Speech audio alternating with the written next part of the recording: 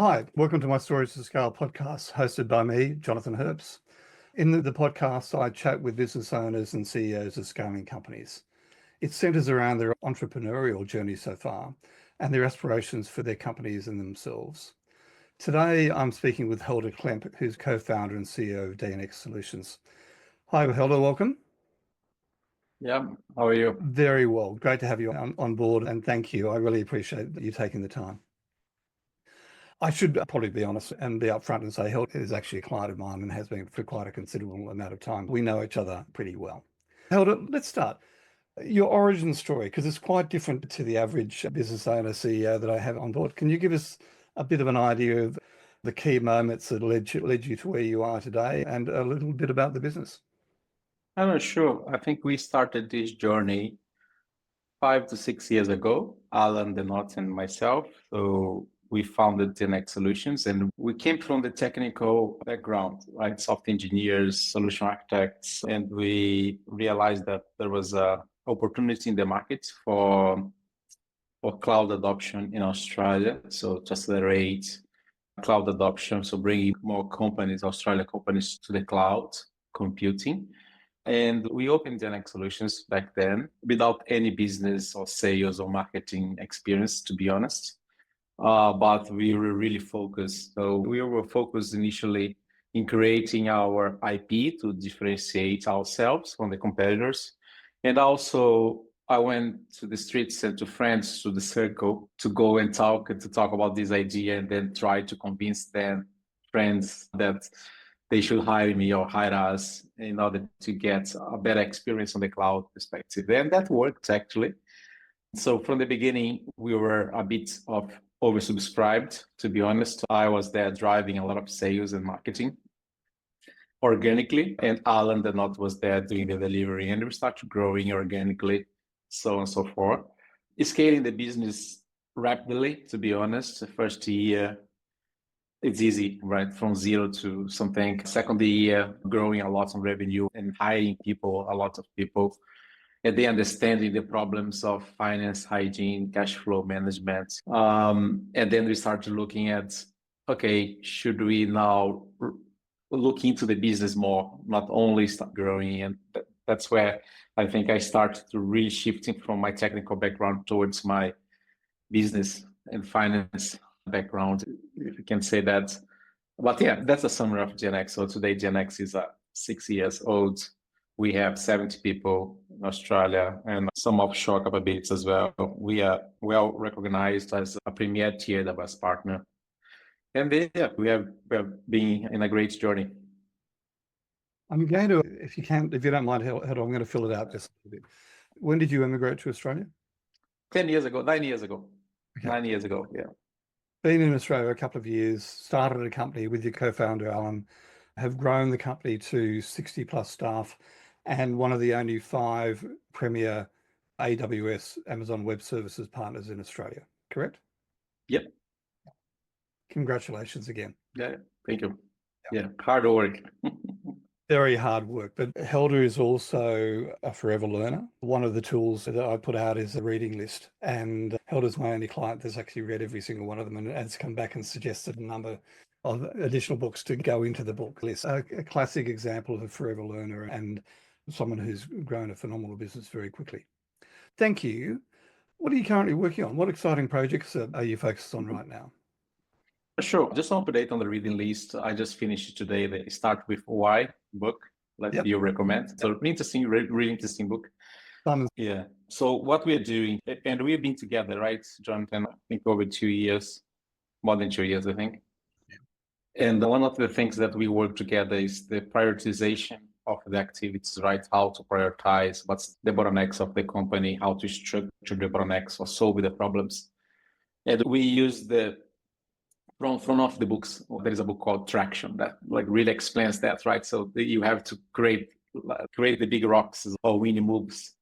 And we try to really prioritize the company activities within these winning moves, right? So we have actually a 3 years vision for the company. So we want to expand into enterprise market in Australia. We want to increase employment experience. We want to go deep into industry selling and enterprise selling, right? So these are my priorities. In the same time, build a profitable enterprise itself by DNX Solutions. So if you ask me what are my priorities as a CEO right now is ensure execution. So because we have a plan, we have a number, we have KPIs for every quarter. I'm the one who is there ensuring the execution. So talking to my peers and my team, ensuring that we are under control to keep profitability at projected value, to keep investment happening because we need to grow, right? And in the same time, keeping the culture working as well. So working closely with people in culture to create this great place to work.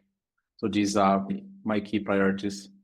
It's really interesting, the discipline that you bring to that. We've just come back from a 2-day quarterly advance with your leadership team. And every quarter that we get together, you bring more and more focus to the winning moves. And so the winning moves, I'm going to refer back to a gentleman by the name of Patrick Teahan, who owns a business called Rhythm Systems in the US. And that's where I learned that from. But it's fascinating. I'm fascinated and thrilled every time we get together. You're more focused, but also rigorous in pursuing those winning moves. And one of the lessons I think that focuses on all the time is something, who, not how. You mentioned that one of the winning moves is to be a great place to work and somewhere where your people, they want to be with DNX. And we brought in a specialist in building that culture to assist a specific person, not full-time, very senior. So one of the things I'm always impressed with is Helder's focus on having the right people around him. That's super important, right? I think that book is really important, Who Not How, to be honest. I think it's top 3 for me. Yeah. And I keep referring this one to my peers. It's because we as founders or CEOs or directors or leaders, we try to build the process procedures to do ourselves to ensure that everything is happening correctly. But it's impossible to scale like that, right? So the whole theory is hire someone better than you in this field, and this one will create the process procedures and it will scale, and we work with him or her, right?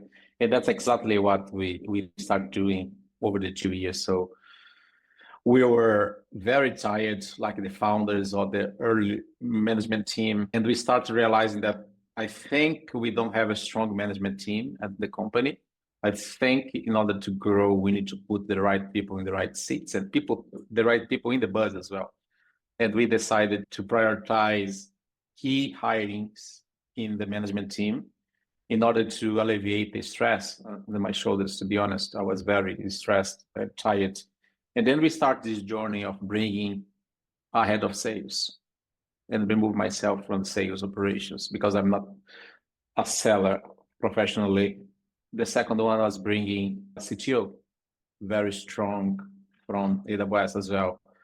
And recently we brought people in culture, head of people in culture as well. So these people, they are really very experienced in their fields, and I don't need to be there. I don't have that experience. So my job is literally coaching them, working with them on the strategy, and they will make the right calls. And that's how we are growing. And to be honest, it's very interesting to see the amount of work that I have before and now. So I'm working less now. So it's very encouraging for those who are watching that they are on the stress, on the really working 10 hours, 12 hours, 14 hours. And then sometimes you feel trapped. Say now you have to build a management team or starting focus on hiring correctly. So today I'm working less than 2 years ago. And I'm focused more on the high priorities like cash flow management, strategy execution, and hiring A players for the business. And it's interesting because I speak to you every fortnight, and over the years, I can see the stress level lifting from you and also from the leadership team as we put those processes and systems and dashboards and everything in place to make it easy for you to run the business. And I think that's one of the key things that you've been focused on is make it easy for your people and make it boring. Make it boring. Exactly. So that was a key theme of our quarterly last week. Tell me your daily habits and routines. What does a typical day look like now? And what habits do you credit with your success? Interesting question. I have a family, I'm married, and I have 2 kids, and we are immigrants, so our family is not here. So literally, it's myself and my wife. So we have to coordinate the daily routine to drop kids, pick up kids. So today I am from home because I have to pick up kids. And the weekends are around kids as well and close friends. So my routine is very busy, to be honest. And I try to really don't work until late. I try to do focus work. So I work 9:30 to 5-ish, but really focus on that. My daily routine is relatively easy. We have some recurring meetings that we have. So strategy meetings on Mondays, sales meetings on Mondays, and I have one-on-one with my team. So my main job is to coach the team, my senior management team, and be on top of the data of the company. I'm very data-driven.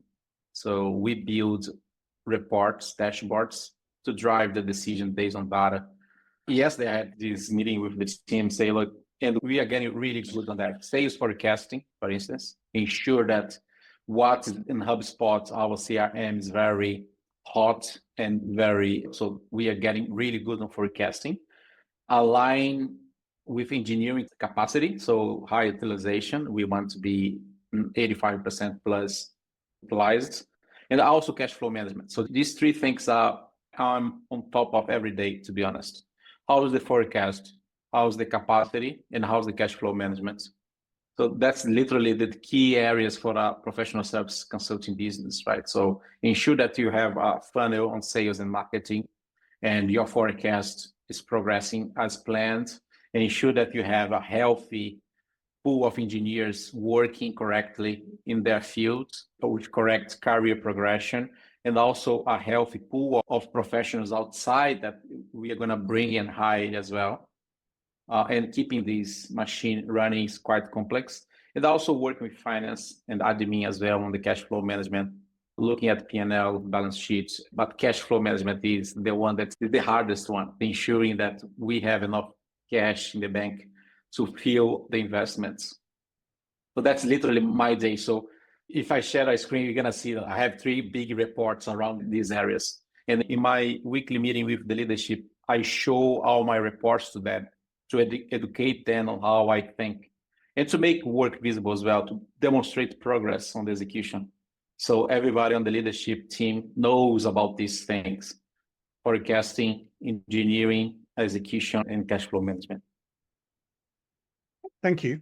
Sounds easy, it's not super. I was going to say it sounds really easy, and it's taken 2.5 years to get that to where you are. I think you covered it. I talk about the CEO only does 3 things: and operationalize strategy, operationalize people, operationalize cash, which is what you're talking about. But you spend a lot of time involved in making sure you have the right team and interviewing the key members of the future members of the team. Yeah, I'm part of all the hiring process. So I'm the last stage, right, of every hiring, whether it's engineering, sales, pre-sales, finance. I have the veto in the end, but normally I trust the process. We have competent people in the filtering process. So, but I'm always very keen to know who's getting to the bus, right? Who's joining the company. Yeah. So tell me, switching tack a little bit again, biggest failure or challenge. Can you pick one? And what was it? What did you learn from it? How did you overcome it? No, sure. Oh, I have several, right? Several as a leader. You can talk about the business. We can talk like several failures on. I think one was I thought that I could run sales forever without having the enterprise sales strategy only by the sake of, look, I am technical, you trust me, let's do sales. But you reach a limit when you do that. And more, you don't go on the strategic sales process where you can really involve in large deals. You can go for a transactional deal size. So there was a mistake in the beginning, but again, you don't know what you don't know, right? So we have data proving, and then we hit the ceiling, and then you have to fix that. So that's why we hired Salman, my head of sales, after the 3 years of the company. There was one mistake, one assumption. Another one was the WIP, the work in progress. I thought that I could run 2 companies and manage 2 companies, or even 3. And then we realized that there is opportunity cost by doing that, because we were very spread thin across several things, and you don't go deep into the important things. So We have this case where we open a startup called Citadel with DNX, and then I couldn't give enough attention to this startup, this product business, and in order to protect DNX. So that was another failure because Citadel did not find the product market fit and I need to close the business. But at least I did not disrupt DNX, but I was splitting my time over two companies. And for some period of time, DNX was suffering as well. And I was receiving feedback from DNX employees saying, look, go back here as well. I think we need to be on top of what's happening. So running more than one company, I think was a mistake as well, to be honest. And once you have a maturity level on business or running, or you have a very senior management team, I think you can afford to do that. That wasn't the case for me. I think that's the main big mistake that we made, and we learn, right? And we learn, and yeah, that's why we are talking about this, because we learn and we fix, and after that we scale the business. And as an outsider looking in, if I was to summarize those two things, one of the key things about strategy is actually what you say no to. And I think that was one of the key lessons that you came out of that experience with. The other one is you can only scale by letting go, that who, not how piece. And your point about letting go of sales and hiring the right person to come in at the right time. You may have been a little bit late, but it was a key realization was to scale DNX, you needed to step back and hire the right who. Absolutely. Absolutely. And there've been great lessons that you learned, and you can see, I can see how DNX has just grown because of those decisions. What's the best piece of advice you've ever received, personal or business? No, yeah. From the business perspective is don't compromise on people, hire correctly. And everyone talks about this, right? The class, the founders, they repeat the same, right? So spend real time hiring. And if you find a problem, fire quickly as well. But don't compromise on the capital, the human capital. Hire correctly and create the business plan of return of investment, because the return of investment will be there. That's why we shift our mentality at DNX and start really hiring senior people, expensive if from one side, but very competent, and they pay off, right? They pay off. And was a mindset shift from my CFO and I, to be honest. We're frugal, running a lean company, and we are going to bring these senior guys.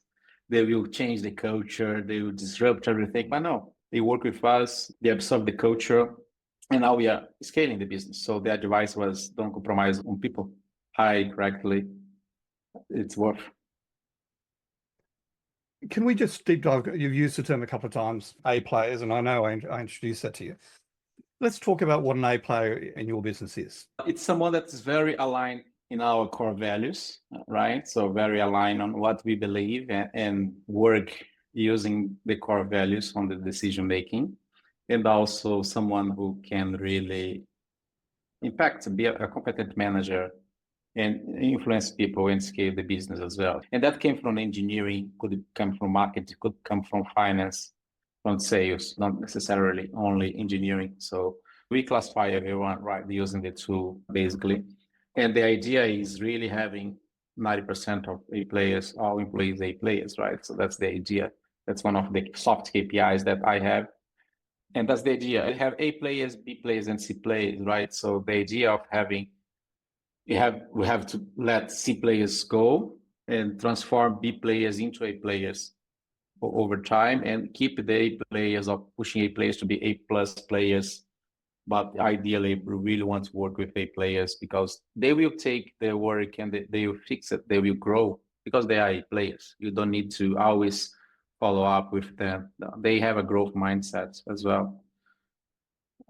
It is definitely one of the key success factors of you and your team, I believe. And as we went through the whole company last Thursday, categorizing and developing a plan for every member of the team, training, culture, succession. It's one of the things we do every quarter. What do you reckon has been your biggest learning as a business owner? One lesson that you've learned that's been pivotal to your growth? Cash flow. Be on top of cash flow. I think from the beginning, we were always a bootstrapped company. So we never raise money, or we don't have family injecting money in the business. So we literally work from zero now.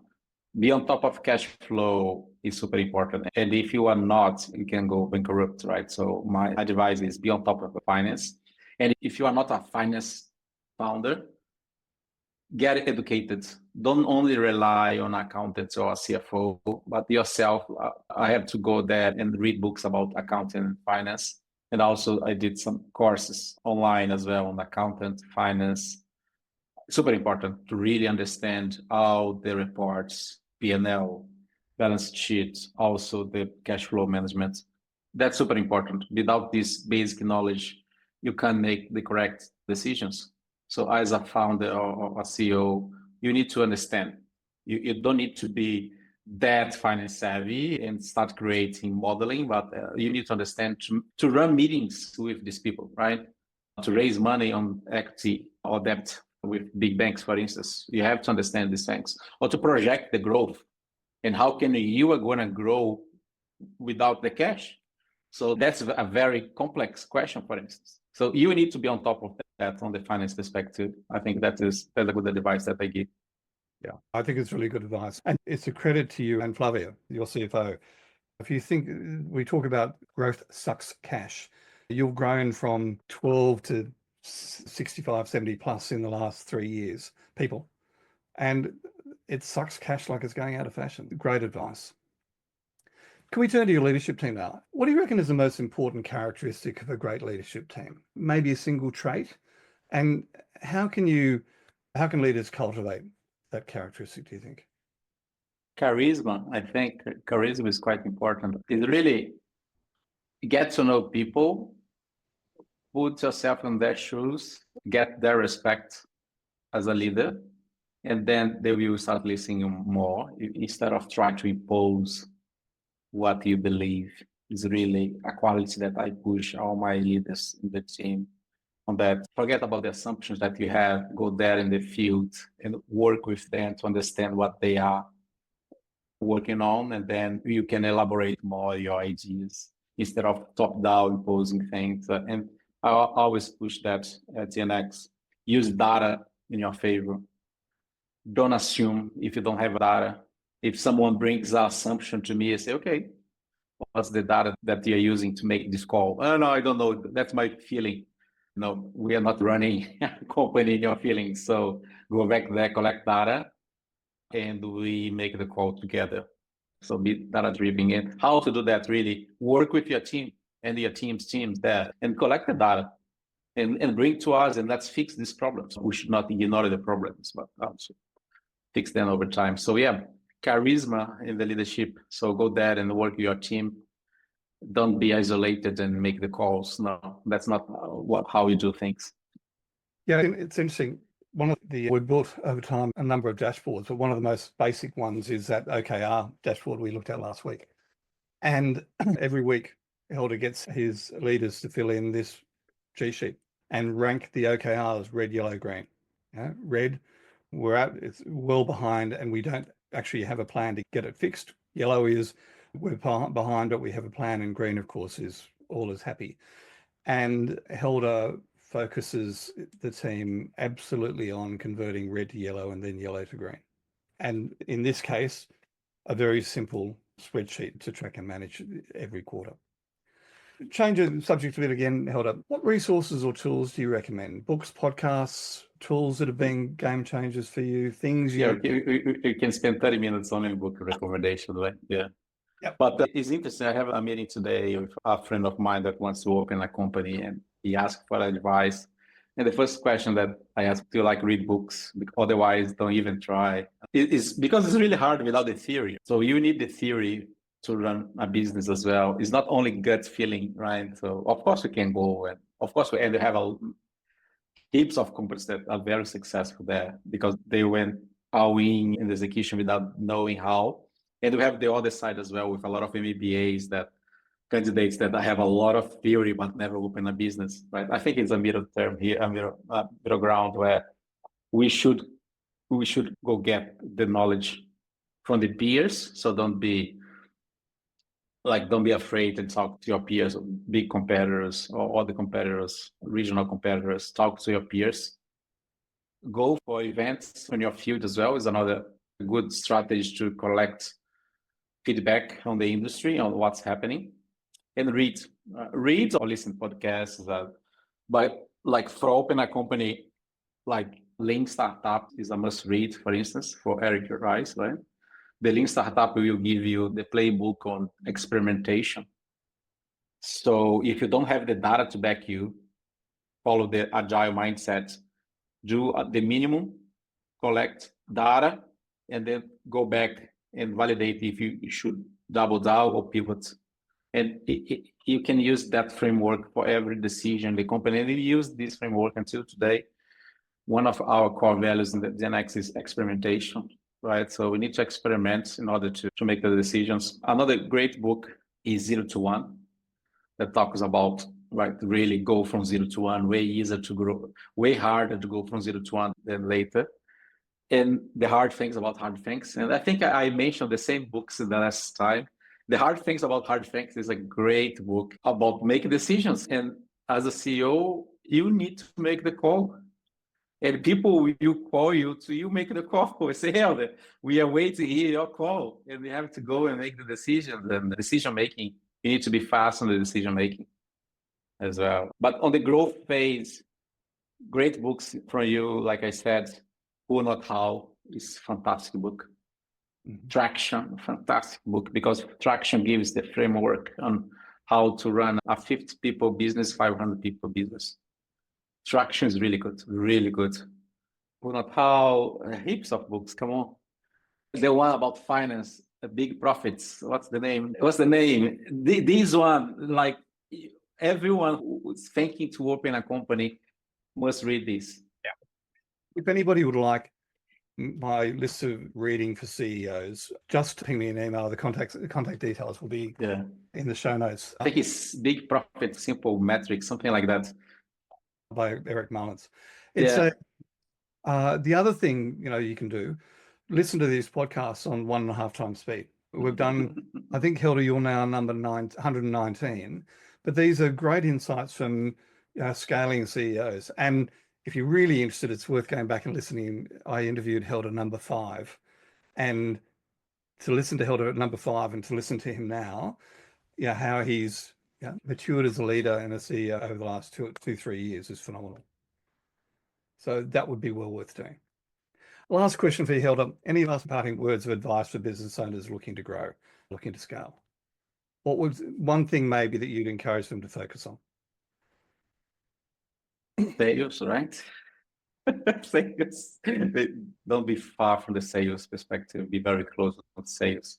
If you don't have a forecast model, create one. If you don't have a funnel on your CRM, create one. And align marketing sales.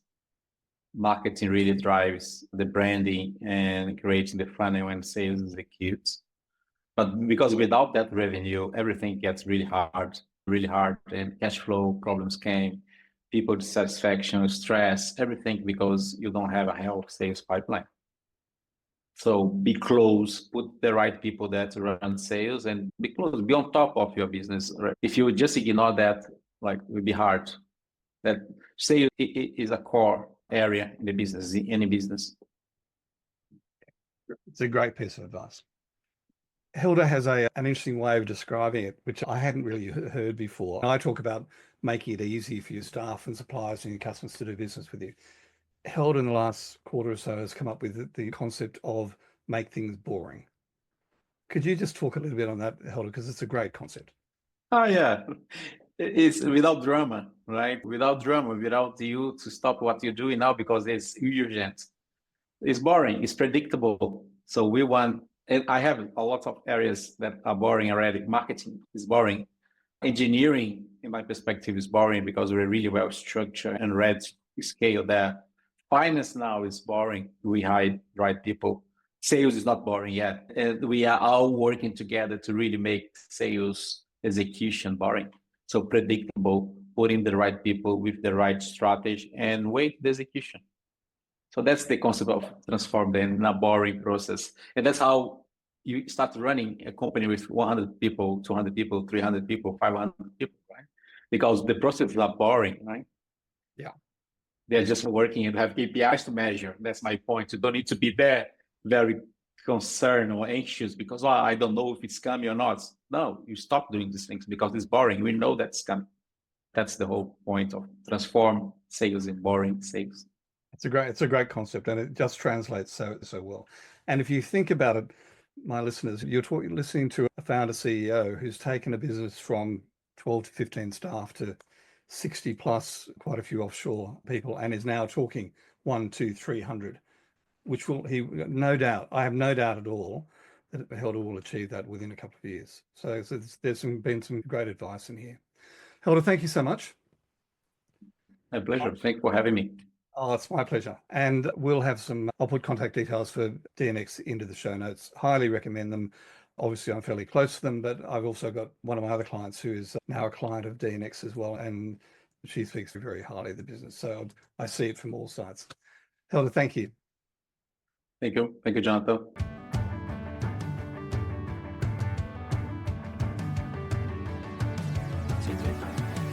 Bye.